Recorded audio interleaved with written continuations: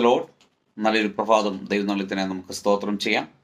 ഈ രാവിലെ സമയത്ത് ദൈവത്തിൻ്റെ പരിശുദ്ധാത്മാവ് നമുക്ക് നൽകുന്ന ആലോചന യെശയ്യാ പ്രവാചകന്റെ പുസ്തകം 51 അധ്യായം 4 വാക്യം. ദ ബുക്ക് ഓഫ് യെശയ്യാ ചാപ്റ്റർ 51 വേർഡ്സ് 4. എൻ്റെ ജനമേ, എൻ്റെ വാക്ക് കേൾപ്പീൻ, എൻ്റെ ജാതിയെ എനിക്ക് ചെവി തരുവീൻ. ഉപദേശം എന്നിൽ നിന്ന് പുറപ്പെടും, ഞാൻ എൻ്റെ ന്യായത്തെ വംശങ്ങൾക്ക് പ്രകാശമായി സ്ഥാപിക്കും. ആമേൻ.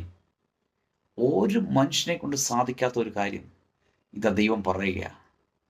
അത് നമ്മുടെ രക്ഷകനാണ്, വീണ്ടെടുപ്പുകാരനാണ്, നമ്മളെ വഴി നടത്തുന്നവനാണ്.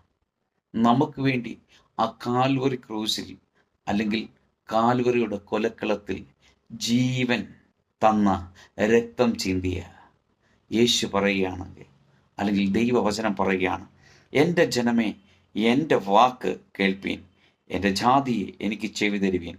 ഉപദേശം എങ്കിൽ നിന്ന് പുറപ്പെടും, ഞാൻ എൻ്റെ ന്യായത്തെ വംശങ്ങൾക്ക് പ്രകാശമായി സ്ഥാപിക്കും.